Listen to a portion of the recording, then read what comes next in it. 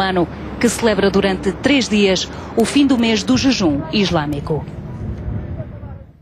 É convidado desta edição Tiago Moreira Sá, professor na Universidade Nova de Lisboa e especialista em relações internacionais dos Estados Unidos.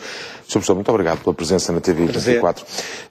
Gosto é todo nosso. Gostaria de começar por tentar perceber se desta vez os norte-americanos estão a exagerar porque falharam ao não dar atenção a comunicações interceptadas antes do 11 de setembro ou, de facto, se esta é uma ameaça concreta, se de facto existe. É uma ameaça concreta e uma ameaça séria e, como se vê, os alertas não são só do governo americano, são de vários governos. Falou-se na peça da França, da Alemanha, há vários governos a emitir alertas. E não só é uma ameaça para levar a sério, como eu acho que a tendência para haver um agravamento da situação. E porquê? Vamos lá ver a razão de fundo, ou as razões de fundo que estão por detrás do que está a acontecer, permitem-nos perceber muito melhor porque é que a ameaça é uma ameaça séria. E elas são 3, mas eu privilegiava uma. E essa razão principal é esta. O que nós estamos a assistir é o que podemos chamar os efeitos de choque de 2 acontecimentos. A guerra do Iraque e a intervenção, ou a ação militar, não a intervenção, mas a ação militar da NATO na Líbia. Aparentemente são 2 acontecimentos que não têm nada a ver um com o outro, nem no tempo, nem nas causas, mas que têm um elemento comum importante. Vamos ver cada um deles. Em primeiro lugar, o caso do Iraque. O que o Iraque provocou foi, se não a destruição, um abalo significativo. Na estrutura da Al-Qaeda, digamos assim? Dos equilíbrios de poder no Médio Oriente. Aliás, no Grande Médio Oriente, o que os americanos chamavam o Grande Médio Oriente, que ia da Mauritânia até ao Afeganistão-Paquistão. Portanto, uma grande área que vai do Norte da África até ao Afeganistão-Paquistão. Porquê é que destruiu ou abalou seriamente os equilíbrios de poder nesta região? Porque o polo central, o epicentro dos equilíbrios de poder, tinham a ver com o equilíbrio entre o Iraque e o Irão. Ao destruir o Iraque, na prática o Iraque ficou destruído, o que assistimos foi a uma ascensão do Irão. A ascensão do Irão, essa que pôs em causa a segurança de todos os aliados americanos na região. Aliados e não só. Mas veja, por exemplo, o caso de Israel. Israel, por exemplo, é logo o primeiro exemplo. Arábia Saudita, Turquia. O Irão, por sua vez, aproveitou esta oportunidade para levar a cabo uma política externa ofensiva para criar uma grande zona de influência que vai do Líbano até ao Afeganistão ocidental. E os outros países reagiram a esta estratégia ofensiva do Irão, levando a cabo também eles estratégias ofensivas. Veja o caso do conflito que está na ordem do dia entre a Arábia Saudita, Turquia e Irão. Isto no caso do Iraque. No caso da Líbia, o que nós assistimos foi a decisão da NATO de levar a cabo uma ação militar para contribuir para a deposição do regime de Gaddafi. Mais cirúrgica, digamos assim. Mais cirúrgica, mas foi essencial para a queda de Gaddafi. Isso levou a uma outra dinâmica, neste caso uma dinâmica de instabilização de uma outra vasta região que vai do norte da África até a África do Sahel. Recordo-se, por exemplo, só do caso do Mali, para falar de um caso bem atual. Temos 2 tabuleiros que à partida convém que estejam, à partida, para os equilíbrios, também a favor do Ocidente, que estejam mais estabilizados, que neste momento estão um bocadinho em ebulição. Exatamente, e criam um grande arco de instabilidade que vai de uma região tão vasta quanto Norte da África, África do Sahel, Médio Oriente, Ásia Central, Afeganistão, Ásia do Sul, Paquistão, um caso gravíssimo que ainda para mais tem armas nucleares. Estamos a falar de um grande arco de instabilidade que está por detrás não só destes acontecimentos, como muitos outros a que nós vamos assistir no futuro e outros que assistimos no passado recente. Referi há pouco o caso do Mali, que é um bom exemplo do efeito da intervenção, da queda de Gaddafi na região. Há pouco falava no Irão. A tomada de posse do novo presidente não poderá ter contribuído, de certa forma, para acalmar um bocadinho os ânimos, pelo menos naquela zona específica do globo? Vamos ver, não é irrelevante. O Rouhani é um homem mais moderado, digamos assim. E não é por acaso que ele foi eleito, não é? Não é irrelevante a mensagem dele de tomada de posse, não é irrelevante o facto de ele ser de uma facção moderada. Todavia, as causas, mais uma vez, profundas, levam a que, no caso do Irão, estejamos perante algo mais do que apenas um homem. Portanto, a mudança apenas do presidente não resolve o problema. E não resolve o problema por várias razões. A primeira razão tem a ver com o sentimento de cerco que o Irão tem. O Irão sente-se cercado e, quando se fala em cerco, estamos a falar de 2 coisas fundamentais. Por um lado, a percepção de segurança do próprio Estado, e, por outro lado, a sobrevivência do próprio regime.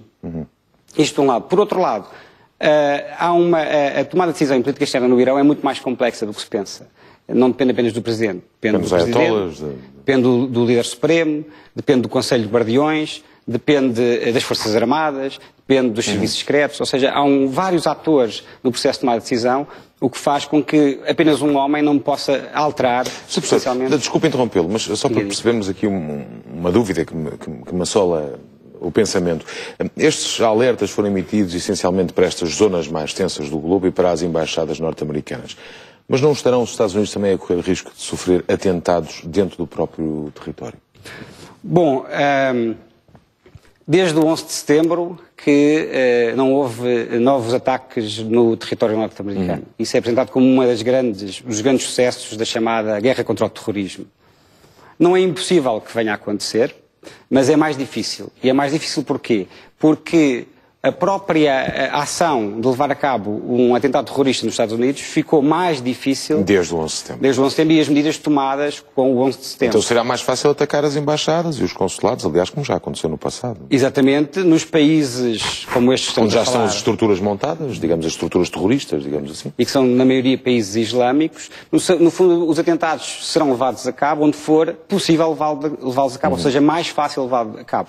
E o que nós estamos a ver é que os atentados têm acontecido não no chamado Ocidente, mas justamente nos países, vamos usar o termo para simplificar, nos países do arco islâmico. Porquê? Porque é por duas razões. Uma razão é mais fácil. Prolifera também mais rápido, não é? Onde estão estruturas já montadas, campos de treino, inclusive, é possível. Exatamente, e também porque um dos grandes adversários da Al-Qaeda e suas células, chamemos assim, são justamente os governos não radicais islâmicos do mundo islâmico. São muitas vezes até mais inimigos do que o próprio Ocidente. Não é interessante, Sr. Professor, que os Estados Unidos, ao terem feito estas investidas que fizeram pós 11 de setembro, nomeadamente no Iraque, tenham contribuído para a criação de um clima, digamos assim, que fosse mais proveitoso para o desenvolvimento de alguns ódios anti-americanos e a proliferação também de campos de treino e de estruturas e células terroristas espalhadas por estes países, porque vieram desequilibrar, de facto, algumas das regiões mais explosivas do globo, se é que podemos dizê-lo assim. Sim. Vamos ver, há pouco eu não referi, mas é importante referir para não transmitir uma ideia errada, que para além desta dimensão mais sistémica, que tem muito a ver com ações e decisões do governo norte-americano, há outras duas dimensões importantes. A dimensão local, isto é, o que se passa no interior dos próprios Estados em causa. As consequências concretas, não é? Exatamente. Dentro tem a ver com o nível interno dos Estados e a dimensão regional, que tem a ver com o contexto da região, do Médio Oriente e... Os equilíbrios entre as várias nações, digamos. África do Norte. Isto por um lado. Por outro lado, os Estados Unidos levaram a cabo um conjunto de ações com algum sucesso.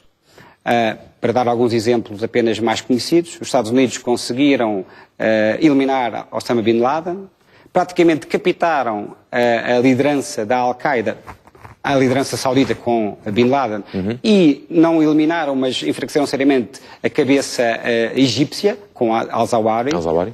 Conseguiram também praticamente destruir os canais de financiamento internacional dos grupos terroristas islâmicos. Conseguiram evitar, como estávamos a falar, um novo atentado terrorista nos Estados Unidos desde o 11 de setembro. Houve, por isso, alguns sucessos. Então, como é que é possível que as estruturas ditas do terrorismo